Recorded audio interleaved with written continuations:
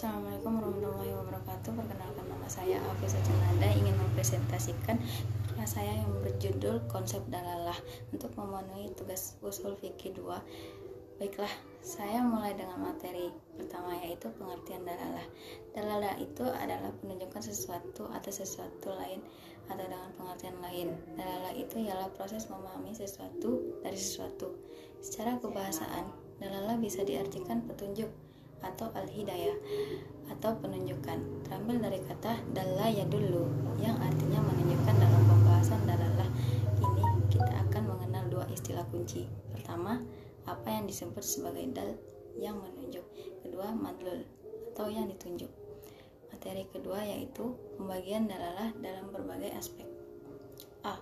Menurut Anafiyah, cara lafal menunjukkan makna menjadi 4 bagian, yaitu makna eksplisit atau dalalah ibarah atau ibarah al-nas, yaitu makna yang dipahami dari lafaz baik berupa zahir maupun nas, muhkam maupun tidak. Maksudnya, suatu lafaz dapat dipahami dari susunan kalimat lafaz itu sendiri.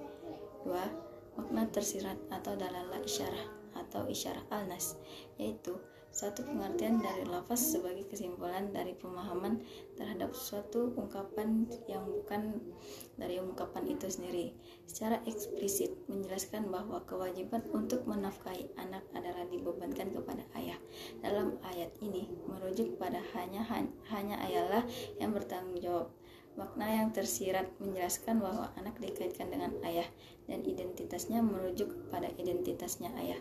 Jadi, jika ayahnya ingin mengambil harta anaknya, maka tidak dianggap pencuri. Hal ini diperoleh dari kombinasi antara nas tersebut dengan hadis Nabi, kamu dan hartamu adalah milik ayahmu.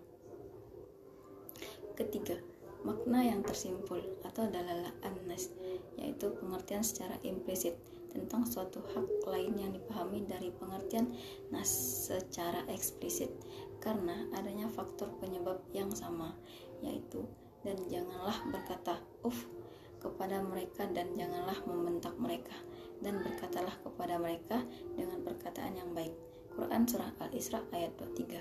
Secara eksplisit, ayat ini menjelaskan tentang tidak dibolehkannya mengucapkan kepada orang tua.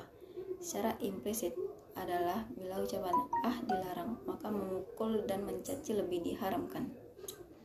Dan yang keempat, makna yang dikehendaki atau dalalah itikda, yaitu penunjukan lafaz terhadap sesuatu di mana pengertian lafaz tersebut tidak logis kecuali dengan adanya sesuatu tersebut. Contohnya, maka barang siapa yang mendapat pemaafan dari saudaranya, hendaklah memaafkan, mengikutinya dengan cara yang baik, dan hendaklah membayar diat pada yang memberi maaf dengan cara yang baik.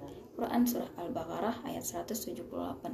Ayat di atas menjelaskan bahwa jika keluarga orang dibunuh telah memaafkan, maka hendaklah diikuti dengan sikap yang baik pula pada yang diberi maaf, yakni sebagai konsekuensi logis dari sikap memaafkan tersebut adalah adanya imbalan harta yang berupa diat.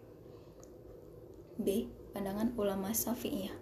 Dilalah dibagi menjadi 2 macam, yaitu dilalah mantuk dan dilalah mafhum. 1. Dilalah mantuk. Dilalah mantuk dalam pandangan ulama Syafi'iyah adalah penunjukan lafaz menurut apa yang diucapkan atas hukum menurut yang disebut dalam lafaz itu. Definisi ini mengandung pengertian bahwa bila kita memahami sesuatu hukum dari apa yang langsung tersurat dalam lafaz itu, maka disebut pemahaman secara mantuk. Seperti contoh firman Allah dalam surah An-Nisa ayat 23. Diharamkan atas kamu mengawini ibu-ibumu, anak-anakmu yang perempuan, saudara-saudaramu yang perempuan, saudara-saudara bapakmu yang perempuan, saudara-saudara ibumu yang perempuan, anak-anak perempuan dari saudara-saudara yang laki-laki, anak-anak perempuan dari saudara-saudara perempuan, ibu-ibu yang menyusui kamu, saudara perempuan sepersusuan, ibu-ibu istrimu mertua, anak-anak istrimu dalam pemeliharaan dari istri yang telah kamu campuri. Tapi jika kamu belum campur dengan istrimu itu dan sudah kamu ceraikan, maka tidak berdosa kamu mengawininya. Dan diharamkan bagimu istri-istri anak kandunganmu, menantu, dan menghimpunkan dalam perkawinan 2 perempuan bersaudara, kecuali yang telah terjadi pada masa lampau. Sesungguhnya Allah Maha Mengampun lagi Maha Penyayang.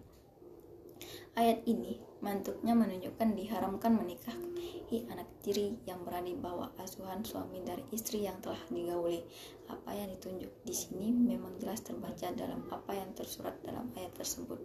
Penunjukan begitu jelas dan tidak memerlukan penjelasan di balik yang tersurat itu. 2. Dilalah mafhum. Dilalah mafhum adalah penunjukan lafaz yang tidak dibicarakan atas berlakunya hukum yang disebutkan atau tidak berlakunya hukum yang disebutkan. Apa yang dapat dipahami dari lafaz bukan menurut yang dibicarakan.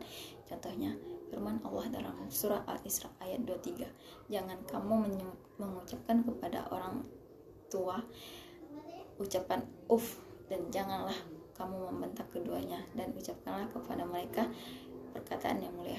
Hukum yang tersurat dalam ayat tersebut adalah larangan mengucapkan kata-kata kasar atau yang menghardik orang tua. Dari ayat yang disebutkan juga dapat dipahami adanya ketentuan hukum yang tidak disebutkan atau tersirat dalam ayat tersebut, yaitu haramnya memukul orang tua dan perbuatan lain yang menyakiti orang tua.